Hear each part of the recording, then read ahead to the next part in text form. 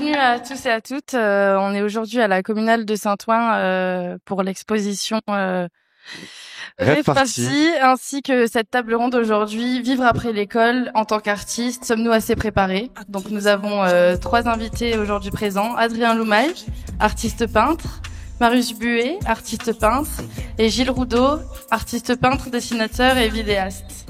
Alors cette table ronde est présentée par Louise Castilla, moi-même, Louis Rochat et Mathieu Livrier. Et donc durant cette table ronde là, fait que d'artistes où on a tous fini l'école d'art, c'est le moment un peu de créer un espace de discussion sur comment on a pu le vivre, ce moment d'école d'art, ce moment qui est quand même assez stressant parce que on nous prépare pendant 5 ans à devenir artiste, mais pas du tout en fait. Ce que je veux dire par là, on nous professionnalise peu, voire pas beaucoup dans les écoles. Et je sais pas, vous, ça a été quoi le premier enjeu en sortant d'école d'art? Est-ce que, par exemple, vous vous êtes dit que vous alliez continuer la pratique de votre côté? Parce que il y en a, en fait, au bout de 5 ans, ils se sont dit, moi, j'arrête de faire ce truc. Je pense que la transition était moins difficile dans le sens où le rapport à la professionnalisation, déjà pendant les études, j'ai déjà essayé de faire des projets, des expos, etc. Du coup, la frontière était un peu minime, on va dire. Ouais. Mais après, la question de continuer, je pense qu'elle n'était pas vraiment présente.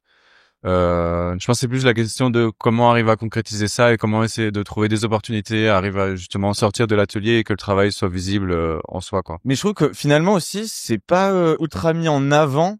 Perso, quand j'étais aux Beaux-Arts, Ouais. à Montpellier surtout, pas on m'interdisait, mais on me déconseillait de montrer mon travail avant la sortie. Alors je sais pas si ça vous est arrivé ce genre d'expérience, mais je trouve que c'est le moment un peu plus formateur où finalement tu sors de l'école et tu te confrontes à des vraies problématiques. Toi, Marius, directement, toi, en sortant des Beaux-Arts de Paris, par exemple, est-ce que montrer ton travail, c'était un truc compliqué ou bien t'as déjà eu des expériences là-dedans? Oui, en fait, oui et non, parce que si tu veux, moi dans mon cas, ce serait assez différent puisque précisément, en fait, les Beaux-Arts de Paris, ils ont plutôt une tendance à mettre les élèves de leur école tout de suite dans des lieux d'exposition. Ils essaient toujours de faire des partenariats avec tel ou tel tiers-lieu. Donc finalement, ou d'ailleurs des lieux très officiels, des fois par exemple comme le FRAC. Là récemment, il me semblait qu'il y avait des camarades des Beaux-Arts qui avaient exposé au FRAC Île-de-France.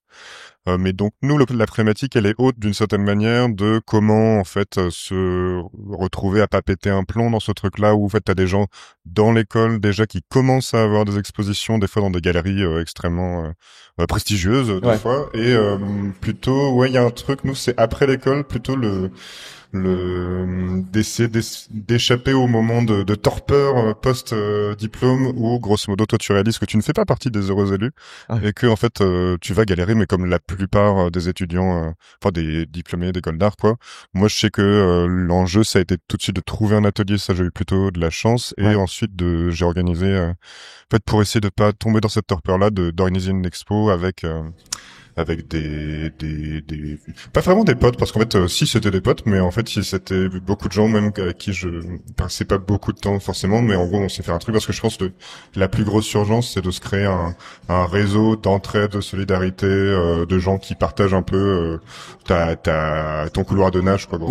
C'est ça en fait l'école où tu te retrouves dans un milieu avec plein d'artistes, enfin avec plein d'étudiants artistes, et finalement tu te retrouves tout seul dans ton atelier. Et aussi, est-ce que pour vous c'est important, ou ça a été important, ou ça est toujours bien sûr, de rester connecté en fait, d'aller de sortir de son atelier, faire des rencontres? Je pense comme il disait, c'est naturellement en sortant de ce cadre, il y a un peu cette obligation d'une certaine manière de faire sortir le travail et donc d'aller vers la rencontre, que ce soit effectivement avec les gens avec qui tu as fait tes études ou dans le circuit plus professionnel ou déjà établi entre guillemets, et donc là tu vas faire des rencontres en soi. Après, la question, j'ai l'impression dès le début, c'est aussi le positionnement de chaque école d'art vis-à-vis de la professionnalisation. Là où pour certaines écoles, j'ai l'impression que l'idée c'est plus de te former à produire de l'art sans spécialement porter un regard vers la dimension commerciale par exemple, et c'est louable aussi d'une certaine manière parce que ça préserve une forme de pureté dans le sens où on essaie de valoriser la démarche de chacun pour sa qualité première, et puis j'ai l'impression que dans un second temps il y a la réalisation de comment le milieu fonctionne et comment il est, et donc il y a chacun qui va décider s'il continue, il décide de vouloir s'insérer là-dedans ou non. Après, comme tu disais sur les Beaux-Arts de Paris, je pense que c'est aussi une autre optique où, à l'inverse, t'es immergé directement dedans, et donc c'est là, si tu vois, tu décides de, en adéquation avec ces codes-là, de souhaiter s'y intégrer. Et puis le deuxième degré, c'est souhaiter s'y intégrer, ok, mais après, c'est un milieu qui est très élitiste dans la quantité d'individus qui sont d'une certaine manière valorisés. Et donc c'est encore toute une autre étape, j'ai l'impression. Je vais prendre un peu la parole aussi. Moi, je m'appelle Gilles, j'ai fait les Beaux-Arts du Pays Basque, donc à Biarritz. C'était une jeune école qui avait 10 ans quand je l'ai faite.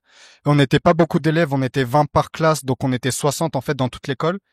Et donc c'était comme une grande famille en fait. Pour moi, c'était une très bonne expérience, malgré que il y avait des petites zones d'ombre, comme par exemple, comme on l'a dit, pas assez de d'œil sur la professionnalisation après l'école. Effectivement, je me rappelle avoir demandé aux profs pas de nous expliquer un peu comment ça se passait pour vendre des œuvres, tout ça. Ils me disaient non, mais Gilles, t'inquiète, te prends pas la tête avec ces choses-là pour le moment. Genre pour l'instant, juste créer, focus-toi sur tes créations et tu verras plus tard.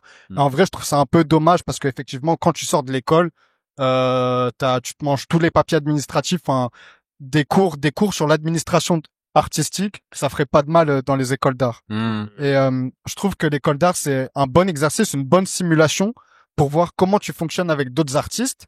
Et donc moi, en sortant d'école d'art, je me suis dit, j'ai trop envie de recréer la même sensation que j'avais quand j'étais aux Beaux-Arts, d'être entouré. Donc après, tu sors et tu vas trouver des gens avec qui travailler.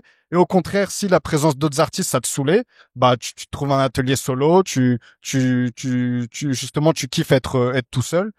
Mais en tout cas, c'est pas parce que t'as fini l'école d'art que c'est bon, c'est fini. Justement, c'était juste une préparation, une simulation de comment ça se passe un peu dans le milieu artistique, et ensuite de composer à ta manière, quoi. Et toi, Gilles, du coup, t'es artiste, peintre, dessinateur et vidéaste. Comment tu fais pour vivre de ta pratique aujourd'hui? Est-ce que t'en vis? Est-ce que tu fais d'autres choses à côté? Comment ça se passe? Alors moi, je vis pas de mon art, bien que j'ai créé mon statut d'artiste-auteur auprès de l'URSSAF Limousin. Si. Et mon inscription à l'association de la Maison des Artistes. Donc j'ai vendu quelques toiles, mais pas ce qui me permet de vivre. Et donc évidemment, j'ai un boulot à côté. Et je pense que c'est essentiel pour un artiste d'avoir un boulot à côté, hein. Et évidemment, c'est le rêve de vivre de sa passion. Mais dans tous les cas, jamais dans ta vie tu passeras. Après, on se le souhaite tous, mais tu passeras pas 20 ans de ta vie à vivre de ton art. Donc autant se préparer à apprendre à gérer deux activités en même temps. Et en fait, le plus smart, le plus intelligent à faire, c'est d'utiliser son job pour servir ta création artistique.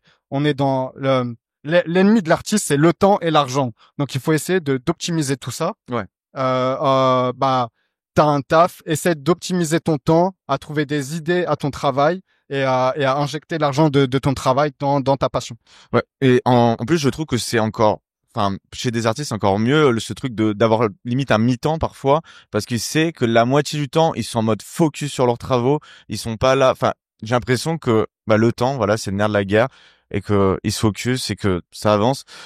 Je trouve que c'est c'est encore une plus grosse qualité, tu sais, de dire ah non, enfin je vis pas de mon art, ok, certes, mais genre je donne 50% de mon temps, enfin je m'autofinance ma production par un job, et ça, je trouve ça trop excellent. Et du coup, Marius et Adrien, vous, ça se passe comment de ce côté-là aussi? Vas-y. Alors moi, ma théorie, c'est que en tout cas avant 40 ans, mais je crois que 99% des artistes ne vivent pas de leur travail artistique. Et du coup, effectivement, je suis venu, j'ai révisé. Comme je suis au SNAP, du coup, qui est un syndicat d'artistes, etc. Il y a qui, en gros, on se charge un peu de chiffrer un peu tout ça. Et effectivement, quand tu regardes, grosso modo, le revenu médian, revenu artistique, c'est c'est 892 € par an, quoi. Et le revenu médian global, des revenus global pour les artistes, c'est entre 10 000 et 15 000, je crois, je sais plus. Donc en fait, grosso modo, ce que ça veut dire très clairement, c'est que la quasi-totalité des artistes, en fait, vivent avec d'autres choses que de leur travail artistique. Donc effectivement, oui, je pense que c'est un truc, parce que en fait, ça nous met tous le moral. Ça nous mine le moral de se dire putain, je suis une merde, j'arrive pas être Jeff Koons à 20 ans, c'est quand même scandaleux, quoi. Alors qu'en fait, grosso modo, en plus, on essaie tous un peu de faire croire aux autres que, en fait, par des petits silences en mode oui, en fait, moi, ça va plutôt bien. Mais finalement, grosso modo, en fait, faut faire des coming out de non, je ne gagne pas d'argent avec ce que je fais. Enfin, Ouais. en tout cas, pas suffisamment pour juste vivre de ça. Parce On que est sinon, en tous fait, dans la même galère, quoi. ouais, voilà, c'est ça. Après, c'est aussi enfin, je pense que tu réfères dans l'idée de dire, ouais, ok. Enfin, la remarque que tu dis, c'est juste vis-à-vis du fait de dire que tout va bien tout le temps, et donc, en même temps, c'est aussi parce que c'est un milieu qui fonctionne aussi sur le régime de la croyance et l'idée de, si tu, un peu à l'américaine, en fait, si tu dis que tout va bien tout le temps, en fait, on croit aussi en ton projet, donc ça sourit ça. Mais et puis un autre point qui était intéressant, c'était aussi cette idée de multicasquette et du rôle de l'artiste qui, d'une certaine manière, doit un peu jouer avec différents rôles et chacun joue avec les cartes qu'il a et peut ainsi avancer. Après, j'ai l'impression qu'il y a une autre question qui est un peu sous-jacente, c'est aussi le rôle des intermédiaires dans cette professionnalisation et que, par exemple, que ce soit à Bruxelles ou à Paris, enfin, ce sont deux scènes assez distinctes. L'existence de ces intermédiaires qui permettent d'atteindre soit des galeries plus établies et autres est cruciale et permet le développement de chaque artiste. Ou par exemple, toi récemment, Louise, t'avais fait une exposition plus dans une artiste run space. Ouais. Et que c'est grâce à ces lieux qui, d'une certaine manière, ont souvent une vie assez courte, maximum peut-être 5-6 ans en moyenne, qu'il y a une visibilité du travail de jeunes artistes qui est possible. Et j'ai l'impression qu'à Bruxelles, on a cette chance qui est différents lieux comme ça qui permettent d'insuffler ça, ou par exemple ici, dans ce cas-ci de cette exposition-là, où l'idée, ça va pas être de sélectionner déjà des artistes établis et où il y a une forme de sûreté, mais aussi de donner une forme d'opportunité. Et ce rôle-là, il est capital, j'ai l'impression, et il amène une forme de solution vis-à-vis de la précarité. Enfin, de manière, dans ce cas-ci, c'est pas dans un cadre commercial, donc c'est pas pareil. Mais Je pense qu'il faut créer ces espaces en fait. Quand t'es jeune artiste, ouais. Moi je me suis très rapidement dit qu'il y a personne qui va venir me chercher et venir toquer à ma porte, et donc je vais créer ces espaces où je vais être visible. Et au fur et à mesure, voilà, comme encore l'exemple de Louise qui a exposé dans un espace, c'est par ces petits lieux qu'au fur et à mesure tu invites les personnes parce que tu arrives à identifier. Est-ce que vous, quand vous êtes sorti d'école d'art, c'était bon, il y avait trouvé un atelier donc pour pouvoir continuer sa pratique, mais est-ce que vous aviez un peu un plan de comment vous alliez et comment vous êtes en train d'établir votre carrière en fait, c'est quoi vos plans secrets? Moi, je sais même pas si, Oui, c'est je sais même pas si obligatoirement tu dois te trouver un atelier. Hein. ouais. Moi, ça fait quoi du coup 4-5 ans que je suis sorti d'école d'art. J'ai jamais eu mon atelier perso pour le moment. Donc en fait, si t'as pas d'atelier, faites pas des œuvres qui se font en atelier. Enfin, il y a plein de façons de créer. Il faut toujours composer avec ce que t'as. C'est pas parce que t'as pas les conditions optimales que tu pourras pas créer. Il y en a qui du coup ils vont faire de l'art de rue ou qui vont faire de l'art éphémère ou que sais-je, tu vois. Mais enfin c'est bien de se donner comme objectif d'avoir son atelier après école, mais déjà c'est un loyer en plus. Et donc si t'es à mi-temps, déjà t'auras pas une vraie paye. Donc en plus combiner un deuxième loyer, moi c'est ça qui me dit que je peux pas avoir d'atelier pour l'instant. Mais j'ai trouvé quand même une alternative, c'est d'aller voir des associations qui proposent des ateliers collectifs. Ça s'appelle le 100 au 100 rue de Charenton. Donc c'est plein de petits vieux qui font de la peinture avec des grands locaux. Aussi il y a plein de squats. Aussi se rapprocher des squats, ça peut être une bonne idée. Et enfin voilà, il y a plein d'alternatives. Mais ouais, quand tu parlais de petits secrets, voilà, moi j'ai fait une exposition avec un artiste qui s'appelle Antipast. Il m'a montré son lieu de création qui était un squat. Donc on a pas mal créé là-bas. Enfin, il y a toujours moyen de composer, de faire avec ce qui se trouve autour de toi. Toi, ouais, ou Adrien ou Marius, parce que Marius, je sais aussi rapidement. Enfin, toi, il y a des galeries aussi à Paris. Ouais. Enfin, en sortant d'école, t'avais un plan un peu. Tu t'es dit OK directement. Oui, mais en fait, moi, c'est marrant parce que j'avais effectivement un plan, mais qui était vraiment assez marrant, assez comment dire, simple, hein, mais ce qui était celui de la plupart des jeunes diplômés des Beaux-Arts de Paris, en mode oui, je vais trouver rapidement un atelier puis une galerie et tout va bien se passer, je vais devenir une star.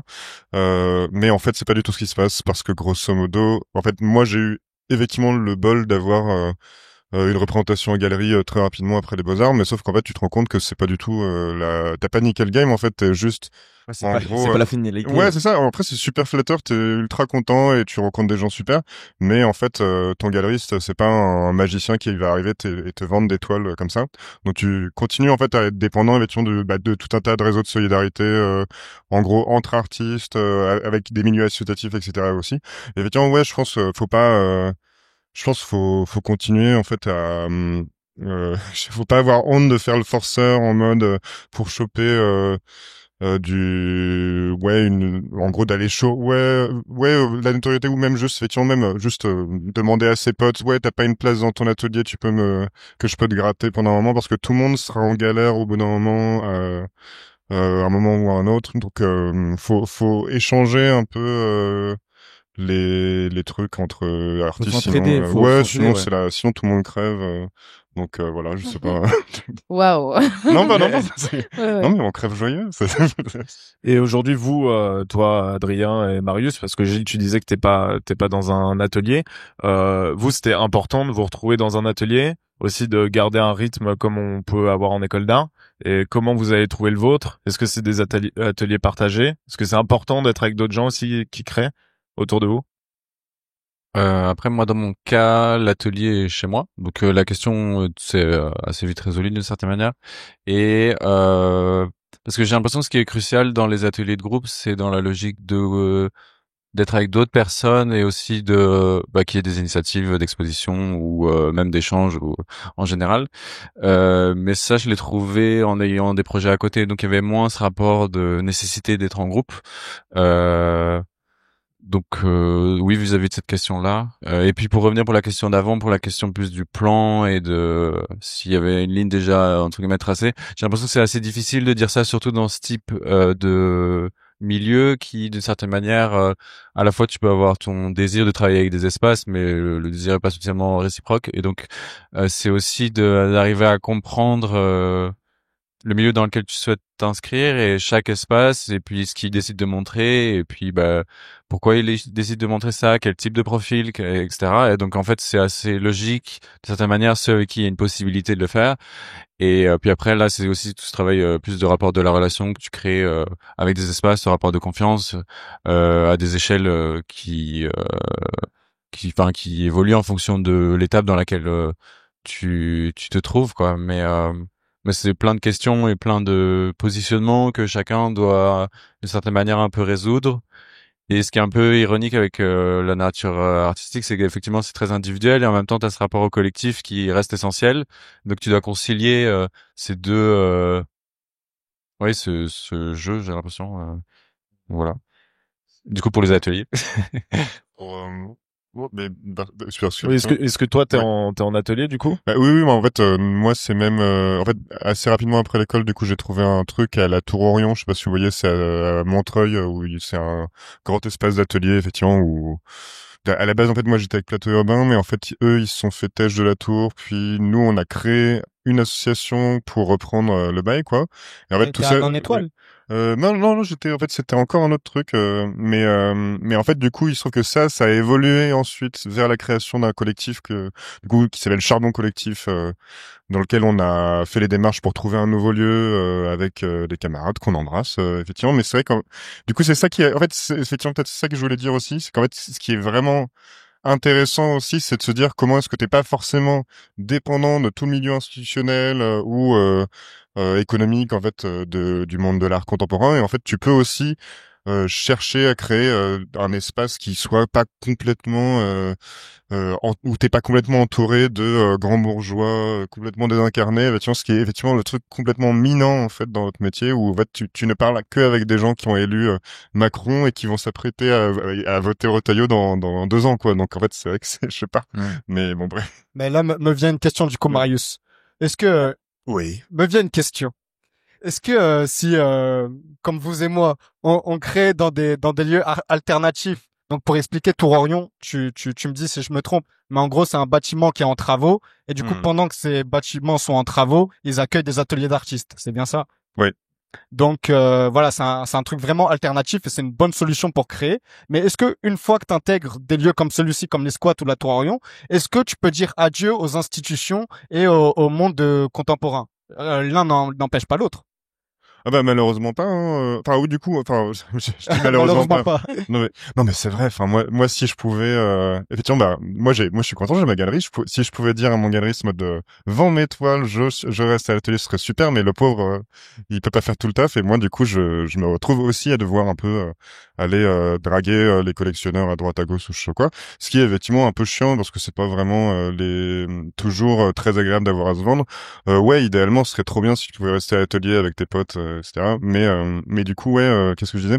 Le truc de la Tour Orion, etc. C'est est-ce que c'est pas mal vu, quoi, aux yeux des... Ah non, au contraire, ils adorent le monde de l'art, ils sont toujours en mode, waouh, ce petit lieu alternatif incroyable. D'ailleurs, ce qui est marrant, c'est que ce qu'il faudrait dire sur la Tour Orion, c'est que c'est pas non plus, la panacée dans le sens où ça a été une stratégie en fait des municipalités en gros de s'appuyer sur ce type de tiers-lieu effectivement pour pouvoir économiser en fait de l'argent qui auparavant était alloué à trouver des espaces d'ateliers pour les artistes qui était vraiment une des missions en fait des villes auparavant ou enfin des pouvoirs publics et en fait maintenant tu te retrouves avec des structures type plateau urbain ou autres qui sont très bien mais effectivement qui dépendent en gros enfin qui permettent aux promoteurs de valoriser en fait des bâtiments qui sont en travaux et en fait nous le truc qui est super pervers c'est que le rôle de ça c'est aussi de dégager les squatteurs effectivement et d'empêcher que ces lieux ils soient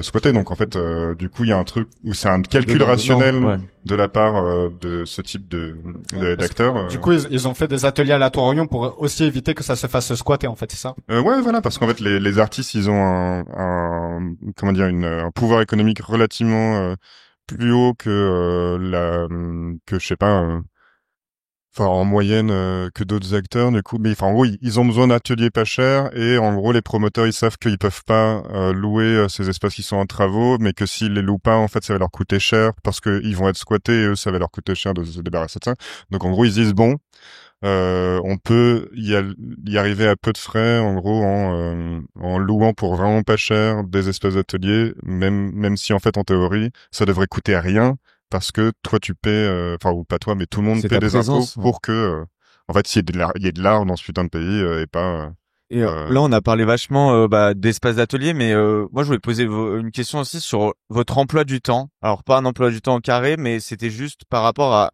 quelle place en fait tout ça occupe parce que comme Marius t'as pu aussi bien dire il y a beaucoup d'artistes qui vivent avec un revenu médian assez bas, on va pas se le cacher. Est-ce que quand en fait t'es en école d'art, tu côtoies beaucoup d'étudiants en école d'art, t'es dans un microcosme où ça parle beaucoup d'art. Est-ce que vous dans votre vie, il y a de la place, vous laissez de la place pour autre chose? Est-ce que vous côtoyez aussi d'autres gens qui ne font pas de la pratique artistique, ce que je veux dire? Mais non, mais parce qu'en fait t'es tellement dans un truc enfin perso moi ma pratique c'est un peu toute ma vie et c'est ça aussi le souci que je vois, c'est en sortant d'école d'art, je ne sais pas limiter les choses. Genre c'est jamais assez, toujours trop, tu vois. Et je voulais savoir un peu la place de la pratique dans votre vie et de votre projet un peu pro, quoi. Moi personnellement, j'ai un rythme super régulier, enfin un rythme quasiment quotidien. Je suis quelqu'un qui du coup essaye de se lever assez tôt le matin. Quand je suis arrivé sur Paris, je suis arrivé à Crimée dans le 19e et donc fallait vite que je trouve un job.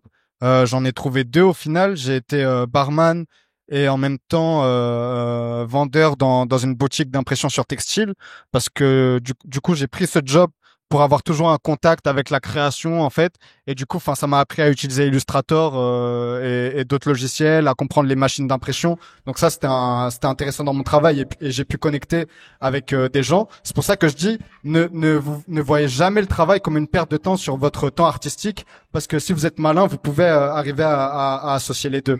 Et quand je finissais mon boulot vers 18-19 heures, je fonçais au Carbone 17 et je continuais ma peinture. Si j'étais fatigué, je rentrais, je dormais.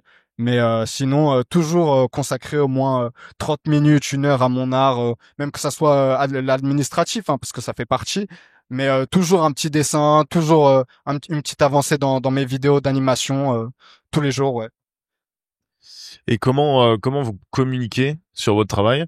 Hier, on a pas mal parlé des réseaux sociaux sur une autre table ronde. Vous, est-ce que ça vous paraît important d'être présent sur Instagram? Est-ce que vous avez un site internet? Comment vous gérez tout ça?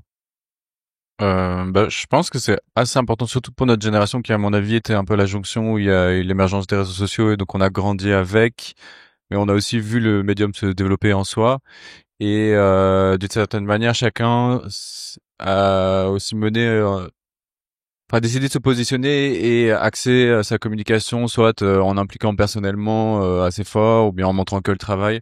Après, là, moi personnellement, c'est plus un rapport de l'ordre de partager les informations relatives à des expositions, enfin quelque chose de assez formel d'une certaine manière, et qui est plus une manière de communiquer autour d'actualités, euh, mais sans spécialement me mettre enfin fort en avant ou donc voilà, c'est plus de l'ordre de l'informel. Et puis après, le site internet, je pense qu'il est présent aussi plus comme un rapport d'un support, un peu comme un portfolio, du coup en ligne, et qui permet de d'avoir, enfin si on doit montrer le travail de manière assez succincte, c'est une manière assez professionnelle, j'ai l'impression de pouvoir le faire.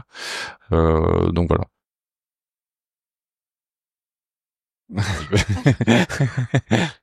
Non, moi, en fait, je suis effectivement, je pense que t'as tout à fait raison, effectivement, de dire qu'on a vraiment besoin, grosso modo, d'avoir un joli Instagram, parce que sinon, en fait, c'est maintenant, grosso modo, même quand tu rencontres quelqu'un dans la vraie vie, effectivement, il va te demander, ah, je peux voir ton Instagram, et du coup, si tu n'en as pas ou qui est un Instagram dégueulasse, tu vas donner une très mauvaise impression, tout bêtement, très matériellement, dans le monde de l'art, hein. Mais après, néanmoins, ce que j'aurais tendance à dire, c'est moi, je poste finalement assez peu, et en fait, ce que je me suis rendu compte, c'est que le plus important, ça reste, en fait, les relations très oui. directement, Oui, en fait, oui. d'individu à individu, Oui. parce qu'en fait, et je dis pas ça en mode ah, le lien social est formidable. Non, c'est parce qu'en fait, concrètement, c'est les gens qui peuvent t'avoir une expo, te faire vendre une toile, tout ça, en fait, c'est des fois des gens qui s'en foutent un peu d'Instagram, ou alors le regardent seulement d'un œil, ou alors tout simplement, en fait, s'intéressent davantage à qui regarde quoi, qui a fait quelle expo, etc. Ouais. Et en fait, du coup, c'est juste moi mon conseil, si parce que comme c'est un truc que faire après l'école là, faut pas non plus mettre trop la gratte au courbouillon, donc il faut poster tout le temps, etc. Parce que le plus important, c'est d'avoir un peu un Instagram CV que tu sors à chaque vernissage en mode ah, tu connais pas mon taf, je fais ce truc là. Voilà, je sais pas. Mais après, sinon, surtout, si ça peut créer un autre espace, ça peut être chouette, quoi. Mais faut pas non plus. Enfin bref, je sais pas. Moi, je trouve que Instagram, c'est autant un poison qu'une bénédiction. Euh, Moi, déjà, je suis grave addict à Instagram. Je veux tout le temps poster, tout le temps poster. J'aime trop ça, recevoir les likes et tout. J'adore ça. Et donc ça, c'est un peu le côté poison. Et aussi dans la manière de créer, carrément, parfois tu vas te dire ah mais je peux pas faire ce format-là parce que ça va mal rendre sur mon feed ou quoi. D'ailleurs, enfin les formats Instagram, c'est n'importe quoi. Genre ton A3 il peut même pas rentrer dans un post Instagram. C'est-à-dire tu vas devoir étirer, faire des trucs dégueulasses un peu. Moi ce que je vais dans Photoshop, je sélectionne les côtés, je fais générer avec l'IA pour tu sais que ça rentre dans le feed, tu vois. Ça c'est le côté poison. Mais par contre l'accessibilité pour brancher les gens, c'est super genre combien de fois, genre, j'envoie des messages à des gens qui sont en Pologne, aux États-Unis, et pour leur demander de collaborer avec eux, ça, franchement, c'est vraiment incroyable. Oui, enfin, le dernier point dont tu parlais, c'est juste, c'est que c'est aussi une manière d'avoir d'autres projets, que ce soit dans le contact direct, comme tu dis, ou bien justement parce que il y a une visibilité à ton travail. Après, j'ai l'impression, Mathieu, toi, t'as aussi eu un autre positionnement où si t'as essayé aussi plus pleinement de t'y atteler, quoi, de sa manière. Ben moi, enfin, je me rappelle qu'au Beaux-Arts, quand j'étais à Montpellier, je me suis bien fait critiquer sur ça, sur ce positionnement-là, sur les vidéos YouTube à l'époque, même des critiques assez on se moquait de moi, hein, je vais clairement se moquer de moi parce qu'en fait, ce fait de percer des nouveaux espaces qui ne sont pas prévus normalement pour la diffusion artistique, pour eux, c'était comme si Blasphème. Ouais, voilà, le saint art qui n'a pas le droit. Mais en fait, mon positionnement, c'est que je suis né avec un clavier dans les mains. J'ai toujours fait de la vidéo. J'ai toujours eu ce besoin de montrer les choses. Et moi, Instagram, je vis grâce à Instagram en fait aujourd'hui. Alors, je n'aime pas ça aussi, mais bon, ça me permet de manger. Et moi, j'ai eu un positionnement qui est d'être présent, de montrer les choses et aussi m'adapter à des styles de contenu. Alors, c'est pas une passion de faire. Alors, pendant une période, je tournais et je montrais une peinture art reel. Alors, ce n'est pas mon plaisir de faire ça. J'ai l'impression même des fois de faire un peu le clown, mais je me dis si ça me donne de la visibilité, allons-y. Et là, je commence. Voilà, des contacts avec des milieux dans le milieu artistique, etc. Je pense que il y a 5 ans, ça ne serait pas du tout passé. Aujourd'hui, le regard, c'est plutôt en mode, ah, ok, t'as une audience. Ah, ok, il y a des gens qui aiment ton travail et tout. Et c'est plutôt une force aujourd'hui. Mais, tout le monde n'est pas fait pour faire ça. Enfin, je l'entends aussi. Et, ouais, moi, j'ai quand même un positionnement avec les réseaux sociaux. C'est, je suis présent et il y a cette limite entre artiste et influenceur. Parfois aussi, moi, Oui, je me la pose, ouais. Comme si tu devais d'une certaine manière jouer un peu sur les deux pieds et alterner. Et j'ai l'impression que cette position, comme tu l'as fait, faut la prendre pleinement. Sinon, justement, tu sens que c'est. Mais ce que tu dis, c'est juste que c'est un milieu qui justement va glorifier l'art dans sa dimension élitiste et du coup l'accessibilité que tu peux en produire grâce à tes vidéos, etc. C'est comme si ça dénaturait de certaine manière dans ce cliché. Mais en même temps, les choses ont évolué et du coup maintenant, en fait, comme tu dis, ça te permet d'atteindre une audience. Ouais, une audience et puis en fait, faut jouer avec les formats qui sont, qui sont accessibles en fait. Ouais. Et à l'heure d'aujourd'hui, quand je regarde mes vidéos sur YouTube par exemple, elles font alors je vais limite reprendre les dires d'un autre artiste, mais ma chaîne YouTube fait plus que le Centre Pompidou sur l'année. Mais ça fait plus de vues que la chaîne du Centre Pompidou. Mais Oui, tu dis mais l'audience c'est un truc c'est génial. Oui. Et puis ouais, faut user, faut être rusé, faut voir aussi comment t'es à l'aise avec ça. Et c'est vrai que moi mes proches je leur dis mais allez-y, montrez les choses. Je vous demande pas de faire des reels non plus, mais c'est un outil qu'aujourd'hui il faut utiliser quand même, ouais. Mais ouais, puis il y a plein de manières de montrer son art. T'es même pas obligé de montrer ta tête. Moi, je vois qu'il y a des artistes sur Instagram, ils marchent très bien sans jamais montrer leur tête. Après, tu disais, ça fait un peu influenceur, mais c'est même pas influenceur. Tu montes pas des produits de beauté, tu vois. En vrai, t'influences sur l'art. Tu communiques sur l'art et c'est ça aussi notre métier d'artiste. Le métier d'artiste, c'est pas forcément de créer des belles images, c'est ça aussi, c'est créer des images, mais c'est aussi communiquer sur l'art, sur le contexte artistique du moment et voilà quoi. Il faut pas avoir honte de parler d'art et sur YouTube. Hein.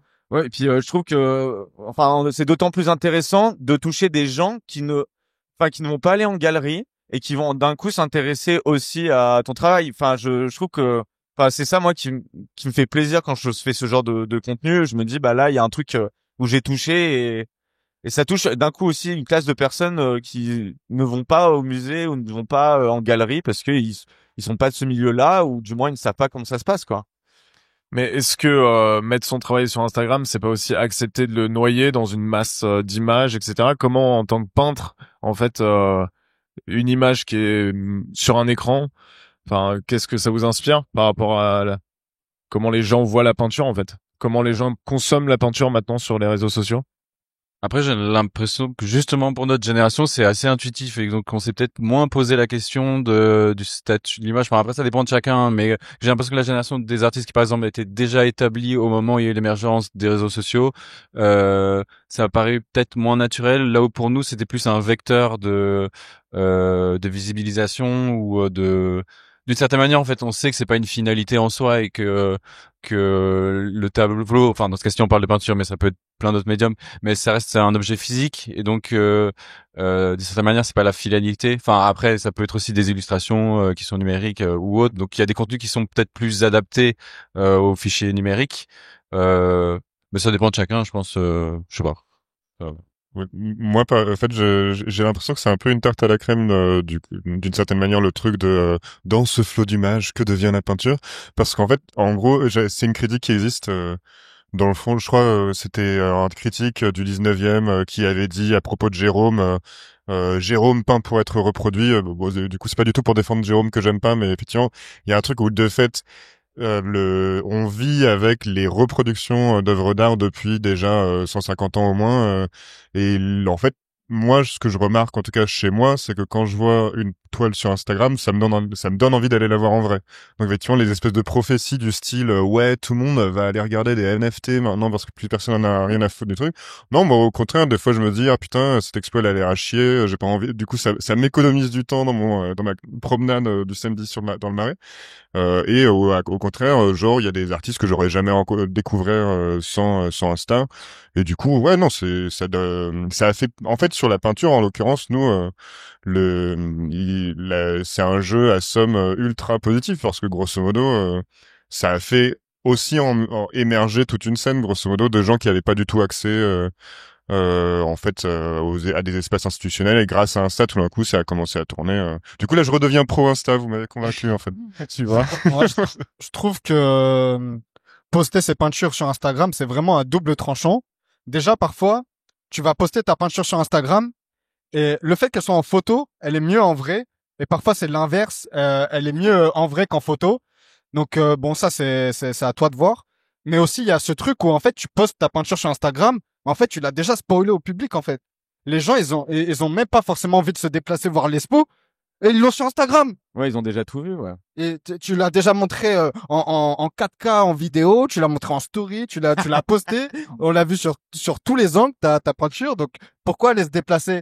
Mais parce que les gens ils se rendent pas compte que voir une peinture en vrai, c'est vraiment pas pareil que de regarder une peinture sur Instagram. Bon après bien sûr qu'il y en a qui sont conscients de ça, mais moi de toute façon je suis un mec assez tradi, je suis très crayon papier, tout ça, j'utilise pas de tablette graphique. Donc pour moi c'est super important de voir la peinture en vrai bien sûr, mais il y a ce truc un peu à double tranchant. Donc à toi de donner envie à ce que les gens aillent voir ton exposition. Peut-être qu'il y aura un concept derrière, peut-être qu'il y aura une animation que tu peux pas faire sur Instagram. Donc voilà quoi. Juste, ouais, on a beaucoup parlé d'Instagram, mais sur la Instagram, visibilité Meta. non, mais sur la visibilité du travail, et il y a un truc donc en sortie d'école, la place importante des open calls. Alors tac, là je passe du coq à l'âne parce qu'on a quand même pas mal de sujets que j'aimerais qu'on traverse, mais est-ce que c'est un truc, parce que moi je me suis rendu compte à la dernière année de master, les open calls, les résidences, il y a un peu à la conquête de la résidence quand t'es en cinquième année, assez ça théorise un peu. J'ai l'impression que c'est un espèce de phénomène tu sors du cadre scolaire et t'essaies de retrouver un autre cadre qui est celui de la résidence. Et du coup, il y a l'Eldorado je sais pas, une dizaine de résidences possibles, mais qui en même temps sont hyper difficiles et où, en fait, il y a une poignée de personnes qui, d'une certaine manière, y ont accès. Après, la question que tu disais sur le temps accordé pour justement ces appels à projets, etc. J'ai l'impression que c'est un peu une espèce en tout cas dans mon cas, une espèce de routine où quotidiennement j'essaie de m'y mettre parce que en fait c'est assez déprimant parce que t'entends beaucoup avec un ratio de réussite qui est très faible, mais qui en même temps quand t'as un projet qui fonctionne, bah il y a un plaisir qui est quand même assez conséquent. Du coup, il y a une volonté quand même d'appliquer régulièrement et donc de régulièrement recevoir des mails de refus et donc en fait de pouvoir les compiler dans un classeur d'une épaisseur qui est pas mal. Donc je sais pas, je pense que c'est je sais pas. J'ai l'impression que c'est un travail mental que ceux qui décident de le faire doivent essayer de maintenir sur le long terme un peu comme courir quoi. Ouais, mais juste pour revenir sur cette question de résidence, d'appel à projet, est-ce que en étant en école, on vous a aidé pour pouvoir postuler à ce genre de choses? On vous a appris ou c'est complètement flou et vous avez tout découvert en sortant quoi? Bah en fait, de mon expérience, on t'a appris oui et non à répondre à un appel à projet, dans le sens où on nous a jamais mis autour d'une table. Ok, maintenant ouvrez votre ordinateur. Là, on va trouver un open call. On va tous y répondre ensemble. Genre, ce serait bien en fait de le faire. Peut-être un atelier comment répondre à un open call. Mais en école d'art, on t'apprend vraiment à trouver quelle est ton intention en tant qu'artiste. Comment t'expliques ton travail, comment tu documentes ton travail, et ça, tout ce travail, c'est ce qui te permet de décrocher une résidence artistique. Parce que quand tu fais un open call, on va te demander quelle est ta démarche, comment est-ce que tu te présentes, etc. Comment est-ce que tu retraces ton travail en image en faisant un portfolio. Donc ça, vraiment, on nous l'apprend en école d'art. Enfin, moi, en tout cas, dans mon école, on mettait vraiment le point sur ça. Et donc, enfin, ouais, trouver son intention en tant qu'artiste, c'est la base. Marius? Non, mais moi je suis terrifié aussi par les open calls, donc je sais pas trop quoi dire. En fait, je suis comme toi, c'est un peu une espèce de routine. En même temps, c'est tellement déprimant que de temps en temps, j'abandonne cette routine. Non, en fait, je sais pas. Moi, j'ai l'impression que d'une certaine manière aussi, on peut imaginer s'en passer si on réussit à trouver un réseau alternatif. Mais en même temps, je dis ça pour me convaincre moi-même. Ouais. En fait, le truc, c'est que, ouais, je sais pas, même dans les écoles d'art, en fait, ce qui est déprimant, c'est que ça crée immédiatement, en fait, cette espèce d'état dans lequel on est tous en compétition avec les uns avec les autres.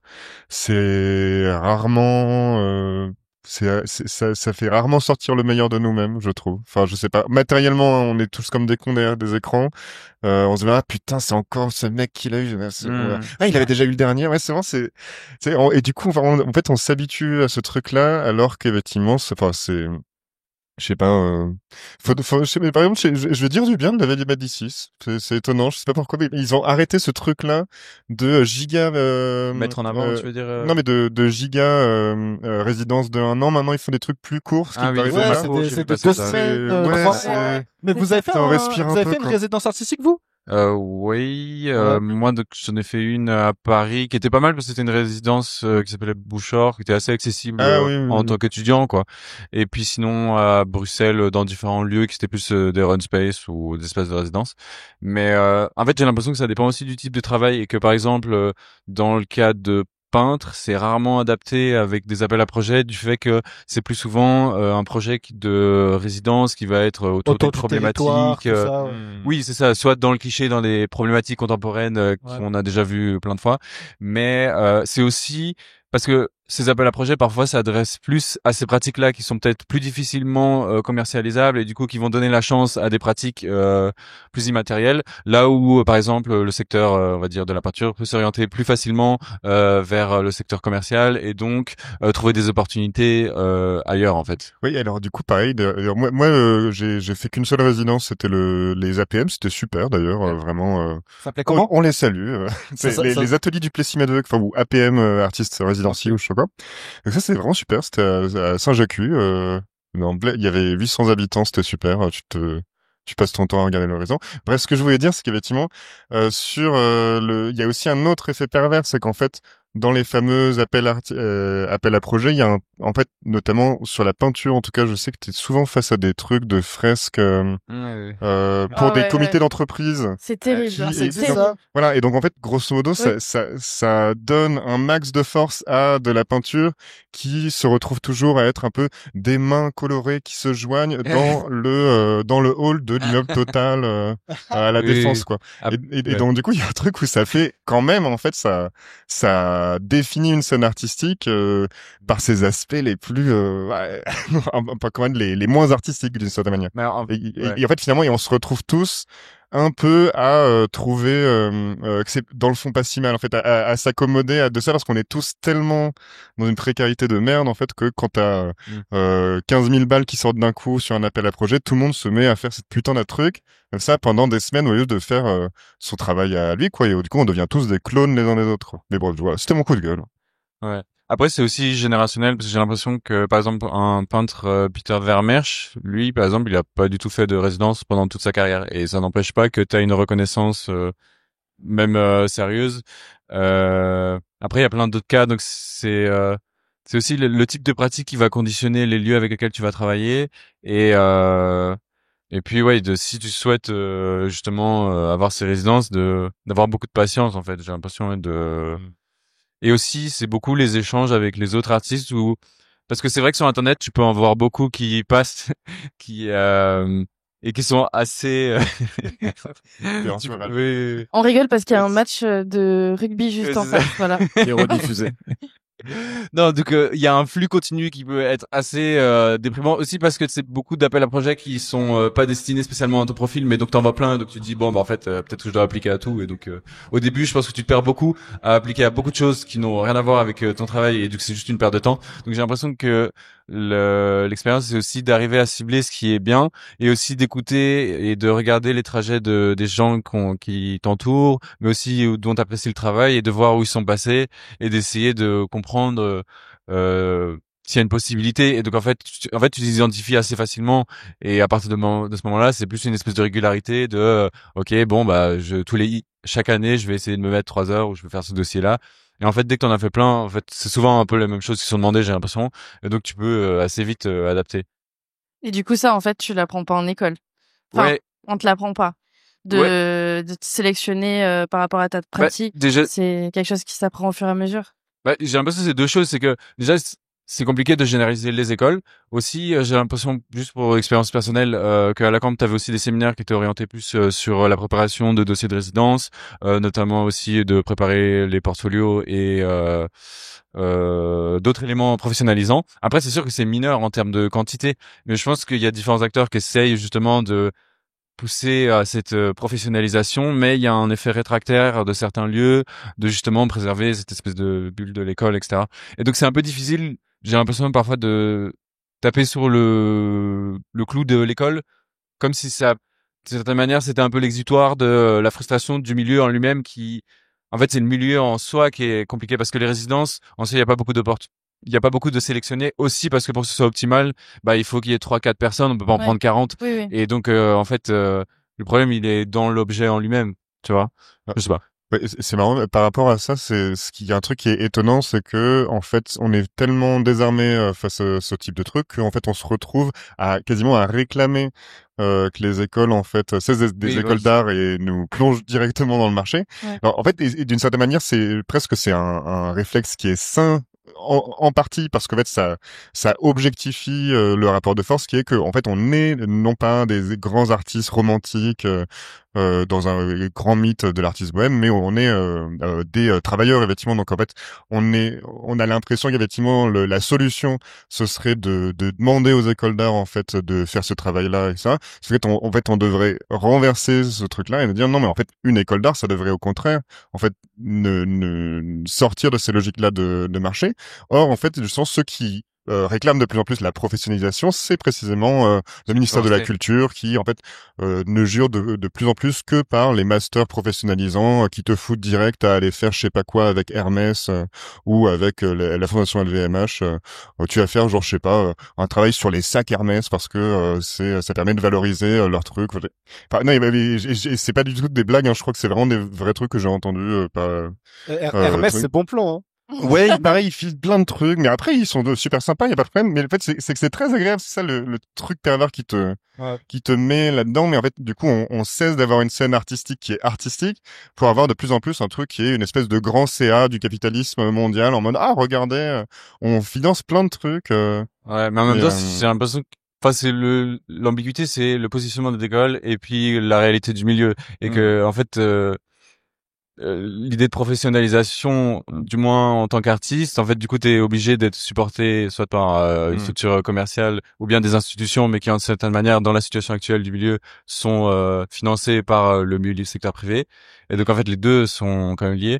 Et donc, en fait, c'est quoi? Alors, qu'est-ce qu'une bonne école? C'est de te mettre des œillères et du coup, te dire quand tu sors, tu vas te prendre un peu une tarte de comment ça se passe, ou bien de te préparer dès le début, mais du coup, en fait, tu vas un peu perdre aussi ce moment d'expérimentation qui est un peu candide et qui te permet justement d'essayer un peu naïf mais qui en même temps est nécessaire pour que tu trouves ta propre patte, parce que sinon bah justement ça reste enfin là ça reste quelque chose de très qui n'est pas balisé, même si en soi il est très codifié et qu'il y a tout un secteur qui en soi est établi autour. Moi, de ce point de vue-là, en tout cas, j'ai parce que une des solutions potentielles, non pas effectivement de transformer les écoles en écoles ultra professionnalisantes, ça pourrait au contraire en fait de valoriser le rôle effectivement non seulement des syndicats étudiants en école d'art, parce que eux ils vont faire ce travail-là d'aider réellement en fait par le bas les artistes, et ensuite effectivement les syndicats d'artistes qui effectivement permettent aussi de trouver des moyens de créer une scène qui soit pas complètement enfin que les artistes soient pas complètement nus face au marché, parce qu'effectivement sinon on se retrouve en fait à effectivement parce qu'on est terrifié de ce monde professionnel là artistique à arriver pieds et poings liés en mode s'il vous plaît enchaînez-moi, c'est super. Mais donc du coup moi ce qu'il faut c'est je pense que c'est pas complètement le rôle des écoles. Après effectivement il y a un truc qui est super désagréable, des profs qui disent mais vous inquiétez pas ça va bien se passer, alors que eux genre je sais pas ils ont un appart de 200 mètres carrés je sais pas où. Ils sont profs surtout. Ouais voilà c'est ça. Fait. mais grosso modo effectivement je pense pas que ce soit non plus la solution de nous effectivement de réagir. Enfin en gros faut pas être la CFDT quoi, faut pas se retrouver à dire ah ouais en fait faut réformer ce système qui marche pas du tout de base. Au contraire faut créer des institutions des artistes pour en gros changer en fait ce monde de l'art là. Je viens très là je transforme ça en âgé, je suis désolé. T'inquiète. Non, mais je pense, non, vas-y. Il y a un truc aussi, je crois qu'on n'a pas parlé, c'est que pendant tes études, tu dois effectuer un stage.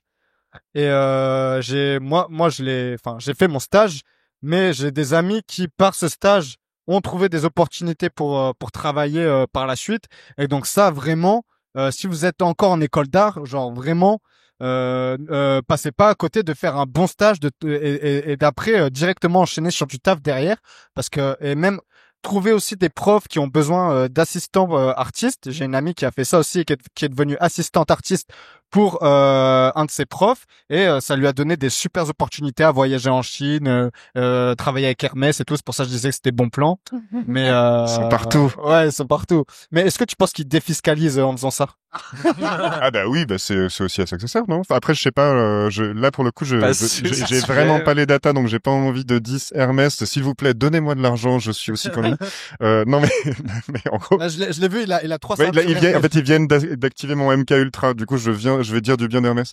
Mais non mais en fait qu'est-ce que je dis, c'est est-ce que les entreprises comme Hermès qui font des appels à projets pour les artistes, est-ce que le fait qu'il y ait une production artistique, ça les fait déduire des impôts? Oui, c'est ça. Non, mais en fait, en gros, il y a beaucoup de trucs qui se retrouvent effectivement à être des exemptions d'impôts. En fait, en gros, c'est le monde de l'art, enfin l'art contemporain, c'est une giga niche fiscale en fait en réalité, qui en fait il y a des effets positifs sur le marché. Effectivement, ça a été pensé comme ça, etc. Faut pas oublier qu'effectivement, donc c'est pas en gros, nous on rapporte beaucoup d'argent en tant qu'artiste à ce monde-là, etc. Mais du coup, ouais, je sais pas, par exemple, la fondation LVMH, c'est complètement ça. Grosse dédicace à la fondation LVMH qui blanchit un maximum d'argent. D'ailleurs, c'est marrant, effectivement, à ce titre-là, faut toujours se rappeler, effectivement, que Cartier, du coup, et donc la fondation Cartier, à la base, Cartier, ils ont fait toute leur fortune dans les mines de diamants, en gros, en Afrique. Donc, du coup, effectivement, c'est ça le truc qui est pervers, c'est qu'on se retrouve, en fait, voilà, en gros, à être le supplément d'âme d'un système dégueulasse, quoi. C'est en mode, ah, regardez, on fait des crimes en même temps, c'est super, non? Vous avez une magnifique fondation Cartier là en face du Louvre, c'est trop bien, non? Enfin, je sais pas, c'est toujours ce truc. Ça nous a fait beaucoup de mal de faire tous ces crimes-là en Afrique, mais par contre, vous avez des super artistes. Je sais pas. Donc, bah, comment aujourd'hui, en tant qu'artiste en sortie d'école, vous avez trouvé vos premières expositions? Comment on expose en fait? Est-ce que c'est vous qui démarchez les lieux d'exposition? Est-ce que vous avez été démarché parce que vous avez été vu sur Instagram par exemple? Comment ça marche en fait, un jeune artiste qui sort d'école et qui voudrait exposer son travail? Je pense que c'est l'identification des lieux, c'est ce qu'on a dit un petit peu, c'est trouver des moyens alternatifs, des espaces alternatifs pour montrer son travail, quoi, comme ouais. Oui, c'est ça. Je pense que c'est à la fois donc des projets avec d'autres artistes, du moins pendant l'école ou en sortie d'école. Le fait de travailler avec des petites galeries ou des galeries qui ont d'une certaine manière donnent la chance à des jeunes ou qui ont un travail similaire, on va dire. Après, ouais, moi dans mon cas, c'était aussi le fait d'assister des artistes et du coup de faire partie d'une scène. Et petit à petit rentrer en fait par cette porte-là, et puis solliciter des espaces, ça dépend en fait, c'est un peu particulier parce que ça marche pas vraiment, enfin ça dépend les endroits, hein, mais ça marche pas vraiment d'aller demander directement, mais du coup c'est un peu juste de montrer une forme d'intérêt qui va, si l'autre est intéressé par le travail, va faire une collaboration. Mais donc c'est un peu cette espèce d'équilibre particulier qui est nécessaire pour avoir des opportunités. Mais après, en même temps, t'en as d'autres qui viennent juste comme ça, et puis voilà. Enfin, Oui, ça, enfin, il y a des fois, ouais, tu vas visiter une galerie, puis en fait, le feeling passe bien avec la Ça personne. n'arrive et jamais. Ouais, ah, ben si ça arrive, je te promets, ça Ah ouais? arrive. Et non, le feeling va, en fait, c'est tellement aléatoire et c'est, encore une fois, c'est le relationnel. Et juste, je pense que pour arriver vers la fin, est-ce que vous l'avez bien vécu la fin d'école? Est-ce que ça a été compliqué pour vous maintenant quand vous regardez en arrière, le fait d'avoir fait une école d'art, positif, négatif, est-ce que c'est obligatoire en fait parce que voilà, on est tous ici artistes, on a tous eu un cursus en école d'art. Pourquoi? Enfin finalement non mais ce que je veux dire par là c'est comment est-ce que ça a été formateur dans votre parcours?